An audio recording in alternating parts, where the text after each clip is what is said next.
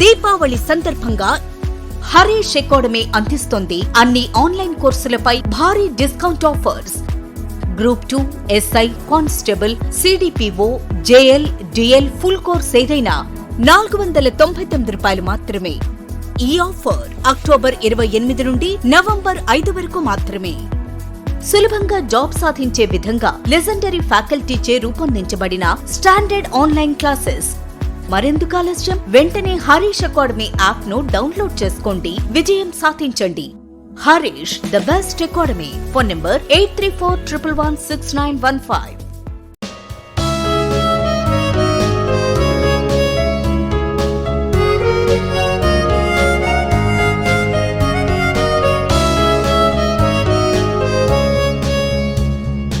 Harish the best academy. Hi friends, welcome to Harish academy. ఈరోజు వార్తలు నిలిచిన జాతీయ, అంతర్జాతీయ, రాష్ట్రీయాంశాల గురించి, వార్తలు నిలిచిన వ్యక్తులు, అవార్డులు, పుస్తకాలు, మరి క్రీడా సంబంధిత సమాచారం, ఒక్కొక్క అంశాన్ని వివరంగా తెలుసుకుందాం. ఈరోజు ఫస్ట్ టాపిక్ వచ్చేసి ఇటీవల రెగ్యులర్గా రిపీటెడ్గా వార్తలు నిలుస్తున్న అంశాలపైన పోటీ పరీక్షలకు ప్రిపేర్ అవుతున్న ప్రతి ఒక్క అభ్యర్థి ప్రత్యేక శ్రద్ధను చూపండి. లాస్ట్ 6 months ఆర్ 1 yearలో మనం ఏ టాపిక్స్ని అయితే రెగ్యులర్గా డిస్కస్ చేస్తున్నామో వాటిని గుర్తించండి, ఎగ్జామినేషన్ పాయింట్ ఆఫ్ వ్యూలో గుర్తుపెట్టుకోండి.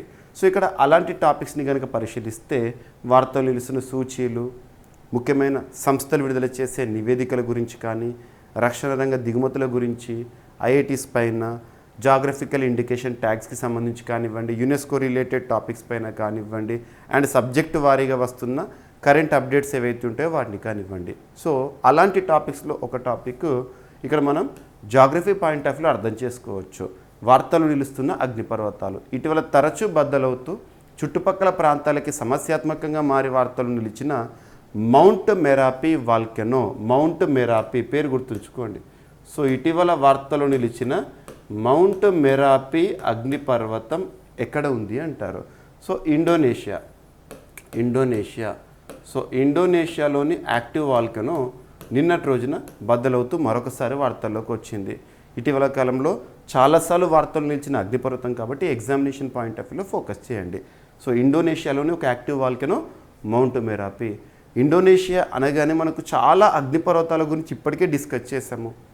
మౌంట్ మెరాపీ, మౌంట్ సినబంగ్ కానివ్వండి, mount Ilie లెవటోలాక్ and mount Toba కానివ్వండి, ఇటువంటి అగ్నిపర్వతాల గురించి మనం ఇప్పటికే డిస్కస్ చేసాం. అండ్ ఇండోనేషియా చాలా వరకు ప్రకృతి సమస్యలు కూడా ఎదుర్కొంటోంది due to rise in sea level. So సముద్ర మట్టం పెరుగుదల కారణంగా ఇండోనేషియా రాజధాని జకార్తా. సో ఇండోనేషియా ప్రస్తుత రాజధాని ఏంటి? జకార్తా. సో జకార్తా అతి త్వరలో సింక్ అవబోతోంది, మునిగిపోతుంది. ఎందుకంటే సీ లెవెల్ రైజ్ అవుతుంది క్లైమేటిక్ చేంజ్ కారణంగా. సో ఇటువంటి పరిస్థితుల్లో ఇండోనేషియా నూతన రాజధానిని నిర్మించుకుంటోంది. దాని పేరు ఏంటంటే నుసంతరా. ఎగ్జామినేషన్ పాయింట్ ఆఫ్ వ్యూ గుర్తుపెట్టుకోండి. సో ఇలా తరచూ ఇండోనేషియా ఏదో ఒక సమస్య, ముఖ్యంగా ప్రకృతి విపత్తుల కారణంగా వార్తల్లోకి వస్తుంది. ఈరోజు ఒక అగ్నిపర్వతం వార్తల్లోకి వచ్చింది, మౌంట్ మెరాపీ, గుర్తుపెట్టుకోండి. అండ్ C295 విమానాల ఉత్పత్తి కర్మాగారం ప్రారంభమైంది ఈరోజు. మనందరికీ తెలుసు రక్షణ రంగ దిగుమతులు. భారతదేశం తన రక్షణ అవసరాలు తీర్చుకోవడంలో భాగంగా వివిధ దేశాలపైన ఆధారపడుతోంది. వివిధ దేశాల నుండి మనం దిగుమతులు చేసుకుంటున్నాం. ఇటీవల చాలా అంశాలు, అమెరికా అనగానే మనము రక్షణ రంగానికి సంబంధించి ఏ దిగుమతులు గుర్తుకు రావాలి? పొసిడాన్ 8I, Apache, Chinook, MH-60 Romeo helicopters కానివ్వండి, సిగ్ సావర్ తుపాకులను కానివ్వండి, అండ్ హర్పూన్ మిసైల్స్ కానివ్వండి. ఈ మంత్లోనే వార్తల్లోకి వచ్చిన MQ-9B ప్రిడేటర్ డ్రోన్స్ దిగుమతి అనగానే ఏ దేశం గుర్తుకు రావాలి? అమెరికా. ఇటీవల కాలంలో ఇజ్రాయెల్ నుండి మనం దిగుమతి చేసుకున్న హెరాన్ డ్రోన్స్ కానివ్వండి, స్కై స్ట్రైకర్స్ లేదా సూసైడ్ డ్రోన్స్ కానివ్వండి, లేదంటే ఇటీవల కాలంలో నెగెవ్ లైట్ మిషన్ గన్స్ కానివ్వండి, ఇజ్రాయెల్ నుండి మనం దిగుమతి చేసుకున్నాం. రఫేల్ యుద్ధ విమానం మరియు మిరాజ్ 2000 యుద్ధ విమానాలు అనగానే ఫ్రాన్స్ దేశానికి సంబంధించిన దసో ఏవియేషన్ సంస్థ వారు తయారు చేసిన గుర్తుకు రావాలి. ఇలా చెప్పుకుంటూ పోతే చాలా. రష్యా ఇండియాకి సంబంధించి లార్జెస్ట్ డిఫెన్స్ పార్ట్నరు రష్యా. చాలా S-400 కానివ్వండి, బ్రాహ్మోస్ కానివ్వండి, ఇలా ప్రత్యేకతలు మనం డిస్కస్ చేయొచ్చు. ఇక్కడ స్పెయిన్ నుండి మనం దిగుమతి చేసుకుంటున్నవి వాస్తవానికి భారతదేశంలో కూడా ఉత్పత్తి చేసే అంశము ఇక్కడ వార్తల్లోకి వచ్చింది. C295 విమానాలు అనగానే స్పెయిన్ అని గుర్తుంచుకోండి. సో ఇక్కడ అబ్జర్వ్ చేస్తే ఈరోజు ఉత్పత్తి కర్మాగారం ప్రారంభం, వచ్చే సంవత్సరం నుండి మనం ప్రొడక్షన్ కూడా చూస్తాము. సో ఇక్కడ చూడండి, దేశంలో C295 సైనిక రవాణా విమానాల ఉత్పత్తి వచ్చే ఏడాది సెప్టెంబర్ నుంచి మొదలవుతుందని అధికార వర్గాలు తెలిపాయి. దీనికోసం గుజరాత్లోని వడోదరాలో ఏర్పడిన కర్మాగారం, గుర్తుంచుకోండి గుజరాత్లోని వడోదరా ప్లేస్ ఇంపార్టెంట్, ఏర్పడిన కర్మాగారాన్ని ఈరోజు భారత ప్రధాని నరేంద్ర మోదీ గారు స్పెయిన్ ప్రధానమంత్రి పెడ్రో శాంచెస్తో కలిసి సోమవారం ప్రారంభించడం జరిగింది. టాటా అడ్వాన్స్డ్ సిస్టమ్స్ లిమిటెడ్కి చెందిన ఈ కర్మాగారానికి 2022 అక్టోబర్లో మోదీ గారు శంకుస్థాపన చేశారు. భారత్కు 56 C295 విమానాల సరఫరాకు 2021 సెప్టెంబర్లో 21,935 కోట్ల ఒప్పందం కుదిరింది, ఇండియా స్పెయిన్ ఒప్పందము. ఇందులో 16 విమానాలు స్పెయిన్లోని ఎయిర్బస్ సంస్థ కర్మాగారం నుంచి అందుతాయి, మిగతావి వడోదరా యూనిట్లో సిద్ధమవుతాయంట, గుర్తుంచుకోండి. కాలం చెల్లిన ఆవ్రో 748 విమానాల స్థానంలో భారత వాయుసేన వీటిని ప్రవేశపెట్టనుంది, గుర్తుపెట్టుకోండి. అండ్ బ్రిక్స్ దేశాల అధ్యక్షులకు మోదీ బహుమతులు ఇవ్వడం జరిగింది. మనందరికీ తెలుసు, రీసెంట్గా అక్టోబర్ 22న బ్రిక్స్ సదస్సులు ప్రారంభమైనాయి. మోదీ గారు రష్యాకి వెళ్ళడం జరిగింది. బ్రిక్స్ కూటమికి ప్రస్తుతం అధ్యక్ష బాధ్యతలను రష్యా నిర్వహిస్తోంది. Very very important. సో రష్యాలో ముగిసిన బ్రిక్స్ సదస్సు ఎన్నవ ఎడిషన్ అంటారు? 16th ఎడిషన్, 16వ ఎడిషన్. రష్యా ఆతిథ్యంలో, రష్యా అధ్యక్షతన ముగిసింది. So last year South Africa, దక్షిణాఫ్రికా అధ్యక్షతన ఆతిథ్యంలో బ్రిక్స్ శిఖరాగ్ర సదస్సు జరిగింది. అందులోనే బ్రిక్స్ ఎక్స్పాన్షన్ అనే టాపిక్ని మనం చూసాము. 5 దేశాల కూటమి, Brazil, Russia, India, China, south Africa, ఈ దేశాలకు కాను తోడుగా మరొక 6 దేశాలకు సభ్యత్వం గురించి చర్చ జరిగింది లాస్ట్ ఇయర్. కానీ జనవరి 1వ తేదీ నుండి సభ్యత్వం ప్రారంభం కావాల్సిన ఈ సమయంలో అర్జెంటీనా, జావియర్ మిలీ అధ్యక్షుడిగా ఉన్న అర్జెంటీనా ఏం చెప్పిందంటే మాకు బ్రిక్స్ సభ్యత్వం వద్దు అని తిరస్కరించారు. తర్వాత మిగతా 5 దేశాల్లో ఇంకా కూడా అఫీషియల్గా బ్రిక్స్ సభ్యత్వాన్ని స్వీకరించని దేశము సౌదీ అరేబియా. ఇక మిగతా 4 దేశాల గురించి మీకు ఆల్రెడీ ఇందాక కూడా మీకు ఇటీవల కాలంలో క్లాసెస్ చెప్పడం జరిగింది. సో ఇక్కడ అబ్జర్వ్ చేస్తే బ్రిక్స్ దేశాల అధ్యక్షులకు మోదీ బహుమతులు. ఇటీవల బ్రిక్స్ దేశాల సదస్సులో ప్రధాని మోదీ పలు దేశాల అధ్యక్షులకు భారత్లోని పలు ప్రాంతాల్లో ప్రసిద్ధి చెందిన హస్తకళాకృతులను బహుమతులుగా అందజేశారు. మహారాష్ట్రలోని ప్రముఖ హస్తకళల్లో ఒకటైన మదర్ ఆఫ్ పర్ల్ సీషెల్ను ఇరాన్ అధ్యక్షుడు మసౌద్ పెజెష్కియన్కు ఇవ్వడం జరిగింది. సో బ్రిక్స్ సభ్యదేశం ఇప్పుడు. సాంప్రదాయ వర్లీ పెయింటింగ్ను ఉజ్బెకిస్తాన్ అధ్యక్షుడు షౌకత్ మిర్జియోయోవ్కి ఇవ్వడం జరిగింది. ఇక జార్ఖండ్లోని సోహ్రాయ్ కోవార్ మురాల్ పెయింటింగ్స్ ఉంటాయి కదా, అటువంటివి, సోహ్రాయ్ పెయింటింగ్ను రష్యా అధ్యక్షుడు వ్లాదిమిర్ పుతిన్ గారికి బహుమతిగా ఇవ్వడం జరిగింది. సో బ్రిక్స్లో ప్రస్తుతానికి 9 సభ్య దేశాలు అఫీషియల్గా ఉన్నాయి. 10వ సభ్య దేశం సౌదీ అరేబియా ఇంకా అఫీషియల్గా మెంబర్షిప్ని కన్ఫర్మ్ చేయలేదు. సో చిరుతపులుల సంఖ్యను పెంచేందుకు భారత్ కెన్యా ఒప్పందము. సో ప్రస్తుతం ప్రపంచంలో చిరుతలు కొన్ని దేశాల్లో చూస్తున్నాం, ఆఫ్రికా దేశాల్లోనే ఎక్కువగా చూస్తున్నాం. ఒకప్పుడు చిరుతలకు స్వర్గదానం భారతదేశము. అటువంటి భారతదేశంలో చిరుతలు అంతరించిపోయినాయి. 1948లో చిట్ట చివరి చిరుత కళేబరాలు కనబడ్డాయి. 1952లో అప్పటి భారత ప్రభుత్వం జవహర్లాల్ నెహ్రూ గారు చెప్పడం జరిగింది, ఇక భారతదేశంలో చిరుతలు అనేవి అంతరించిపోయినాయి, they are extinct in India అని చెప్పారు. ఆ తర్వాత చిరుతల పునఃప్రవేశం కోసం ప్రాజెక్ట్ చీతాని ప్రారంభించడం నరేంద్ర మోదీ గారు ప్రభుత్వ చొరవ. అందుకోసం నమీబియా, సౌత్ ఆఫ్రికా దేశాలతో కుదిరిన ఒప్పందాలు కానివ్వండి, 2022 సెప్టెంబర్ 17న చిరుతల పునఃప్రవేశం భారతదేశంలో చూసాము. కునో జాతీయ పార్కులో వాటి సంరక్షణ, తర్వాత అవి ఇక్కడ వాతావరణ పరిస్థితుల కారణంగా కొన్ని మరణించడము, ఇవన్నీ కూడా మనం చూస్తున్నాం. ఇక రానున్న రోజుల్లో చిరుతపులుల సంఖ్యను పెంచేందుకు భారతదేశము ఏ దేశంతో ఒప్పందం కుదుర్చుకుందంటే కెన్యా నుండి. సో దేశంలో చిరుతపులుల సంఖ్యను పెంచేందుకు ప్రాజెక్టు చీతాలో భాగంగా కెన్యా నుంచి ప్రతి సంవత్సరం 14 చిరుతలను తీసుకువచ్చేందుకు ఆ దేశంతో భారత్ అవగాహన ఒప్పందం కుదుర్చుకుంది. కెన్యా నుంచి తీసుకొచ్చే చీతాలను మధ్యప్రదేశ్లోని గాంధీసాగర్ వన్యప్రాణుల అభయారణ్యంలో ప్రవేశపెట్టనున్నారు. గాంధీసాగర్ గుర్తుపెట్టుకోండి, ఓకేనా. సో ఇదంతా మీకు చెప్పాను. ప్రాజెక్ట్ చీతాలో భాగంగా 2022 సెప్టెంబర్ 17న మొదట నమీబియా నుండి చీతాలను, తర్వాత ఫిబ్రవరి 13th 2023లో దక్షిణాఫ్రికా నుంచి చీతలను కునో నేషనల్ పార్క్లో విడిచారు. గుర్తుపెట్టుకోండి. ఓకేనా. ప్రస్తుతం అత్యధిక చిరుతపుళ్ళు ఉన్న దేశాల్లో నమీబియా ఎక్కువ మొదటి స్థానంలో ఉంది. గుర్తుపెట్టుకోండి. లింగ సమానత్వంలో భారత్ పురోగతి బేష్ అని చెప్పేసి ఐక్యరాజ్య సమితి మహిళా అధికారులు వెల్లడించిన అంశము. సామాజిక కట్టుబాట్లు భద్రతా వ్యవస్థ రూపంలో కొన్ని సవాళ్లు ఉన్నాయి ఇప్పటికి కూడా. పెట్టుబడులు పెరగడం, మహిళల నాయకత్వంపై దృష్టి పెట్టడంలో లింగ సమానత్వంలో భారత్ మంచి పురోగతి సాధించిందని ఐక్యరాజ్య సమితికి చెందిన మహిళా అధికారులు వెల్లడించారు. అయితే సామాజిక కట్టుబాట్లు, భద్రతా ఏర్పాట్లలో లొసుగులు మొదలైనవి ఇంకా వారికి ప్రతిబంధకాలుగా ఉన్నాయని అభిప్రాయపడ్డారు. UN women's strategic partnerships director Daniel Namor భారత్లో యుఎన్ విమెన్ ప్రతినిధి సూజన్ జేన్ ఫెర్గూసన్ గారు ఈ అంశాలు చెప్పారు. దేశంలో లింగ సమానత్వంపై వివిధ అంశాలు వెల్లడించారు. లింగ సమానత్వంపై, జెండర్ ఈక్వాలిటీపై భారత్ పురోగతి ప్రశంసించదగినది. అయితే కొన్ని ప్రతిబంధకాలు ఉన్నప్పటికీ ఇప్పటికీ కూడా మనం చూస్తున్నాము. పబ్లిక్ ప్రైవేట్ సెక్టార్ల సాయంతో వాటిని సరిచేయాల్సిన అవసరం ఉందని వారు చెప్పడం జరిగింది. గుర్తుంచుకోండి.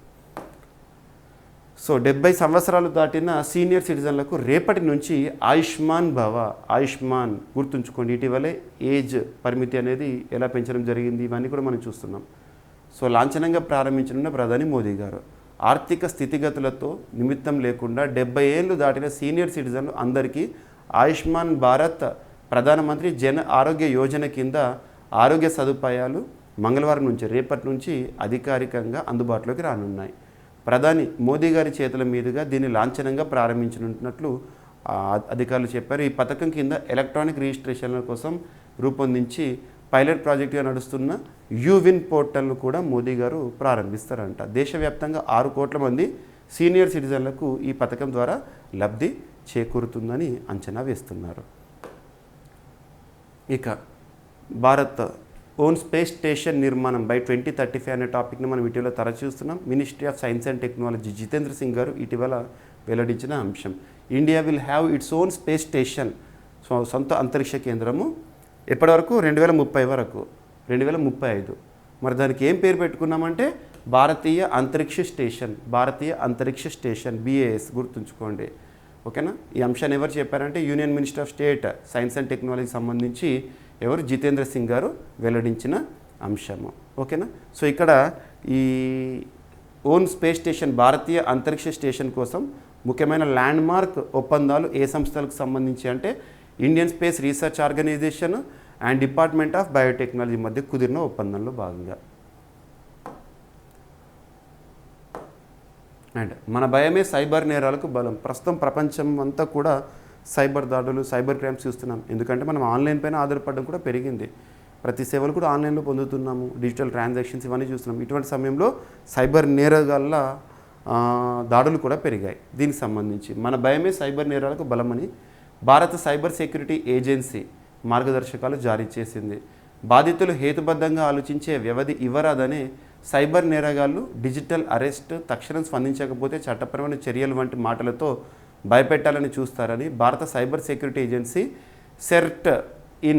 సెట్ ఇన్ చెప్పడం జరిగింది. Set in computer emergency response team of India ఆదివారం విడుదల చేసిన మార్గదర్శకాలు పేర్కొంది. నిన్నటి రోజున దేశంలో ఆన్లైన్ మోసాలు పెరుగుతున్న నేపథ్యంలో డజనుకు పైగా సూచనలతో ప్రజలను అప్రమత్తం చేస్తూ ఈ ఏజెన్సీ పబ్లిక్ అడ్వైజరీని జారీ చేసింది. ఇదే రోజున ప్రధానమంత్రి నరేంద్ర మోదీ గారు సైతం మన్ కీ బాత్ నిన్నటి రోజున కార్యక్రమంలో సైబర్ నేరాల గురించి ప్రజలను హెచ్చరిస్తూ మాట్లాడడం గమనార్హం. అసలు డిజిటల్ అరెస్ట్ అనేది అతిపెద్ద ఆన్లైన్ కుంభకోణం అని సెట్ ఇన్ చెప్పింది. ఇక సూచనలు ఎలా ఉన్నాయో చూడండి. ప్రభుత్వ ఏజెన్సీలు అధికారిక లావాదేవీలకు వాట్సాప్ లేదా స్కైప్ వంటి వేదికలను ఉపయోగించామనే వాస్తవాన్ని గుర్తించాలి.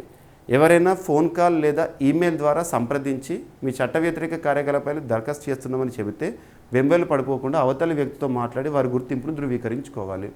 మోసగాళ్ళు మిమ్మల్ని మభ్యపెట్టి బ్యాంకు ఖాతా నుంచి పెద్ద మొత్తంలో డబ్బు బదిలీ చేయాలని ఒత్తిడి తెస్తారు. ఇటువంటి సందర్భాల్లో మన భయం వారి సులువు చేస్తుందని గుర్తించాలి. గుర్తుపెట్టుకోండి. ఇక ర్యాంకింగ్స్. SBIకి బెస్ట్ బ్యాంక్ అవార్డు రావడం జరిగింది. భారతదేశంలోనే బెస్ట్ బ్యాంక్, భారతదేశంలో లార్జెస్ట్ పబ్లిక్ సెక్టర్ బ్యాంక్ కూడా. ప్రభుత్వ రంగ దిగ్గజం స్టేట్ బ్యాంక్ ఆఫ్ ఇండియాకి భారత్లోనే అత్యుత్తమ బ్యాంక్ పురస్కారం దక్కింది. అమెరికాకు చెందిన గ్లోబల్ ఫైనాన్స్ మ్యాగజైన్ ఈ అవార్డును ప్రకటించింది.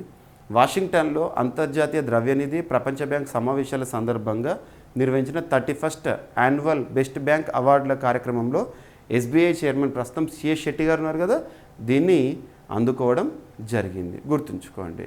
అత్యుత్తమ సేవలు అందిస్తూ అందరికీ బ్యాంకింగ్ సర్వీసులను అందుబాటులోకి తెచ్చేందుకు కృషి చేస్తున్నందుకు గాను బెస్ట్ బ్యాంక్ ఇన్ ఇండియా పురస్కారం దక్కడం జరిగింది.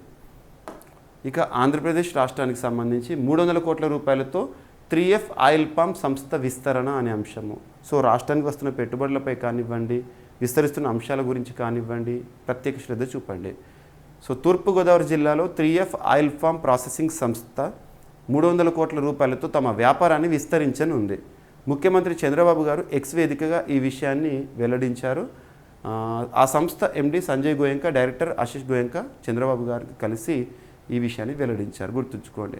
ఆంధ్రప్రదేశ్లో 300 కోట్ల రూపాయలతో 3F ఆయిల్ ఫామ్ సంస్థ విస్తరణ కార్యక్రమాలు. ఓకేనా?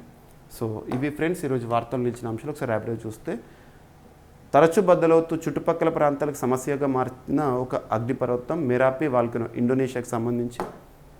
అండ్ C295 విమానాల ఉత్పత్తి కర్మాగారం ప్రారంభము. బ్రిక్స్ దేశాల అధ్యక్షులకు మోదీ గారు ఇచ్చిన బహుమతులు ప్రత్యేకత. అండ్ చిరుతపులుల సంఖ్యను పెంచేందుకు ఏ దేశంతో భారతదేశం ఒప్పందం కుదుర్చుకుంది అంటే కెన్యాతో. లింగ సమానత్వంలో భారత పురోగతి బేష్ అని చెప్పేసి అంశము. 70 సంవత్సరాలు దాటిన సీనియర్ సిటిజన్లను రేపటి నుంచి ఆయుష్మాన్ భారత్ కార్యక్రమం. అండ్ భారతీయ అంతరిక్ష స్టేషన్ 2030 వరకల్లా ఏర్పాటు, అందుకు సంబంధించిన ఒప్పందము. మన భయమే సైబర్ నేరాలకు బలం అని చెప్పేసేసి గైడ్లైన్స్. అండ్ భారతదేశంలో బెస్ట్ బ్యాంకుగా ఎస్బీఐ వార్తల్లోకి వచ్చింది. అండ్ 300 కోట్ల రూపాయలతో 3F ఆయిల్ ఫామ్ విస్తరణ కార్యక్రమాలు అనే అంశం ఆంధ్రప్రదేశ్ రాష్ట్రానికి సంబంధించి. సో ఇవి ఫ్రెండ్స్ ఈరోజు వార్తలు నిలిచిన అంశాలు. మిస్లేనియస్ అంశాలను మిగిలిపోతే రేపటి క్లాస్లో జోడించి మరొకసారి నేర్చుకుందాం. రేపు కలుద్దాం. Thank you.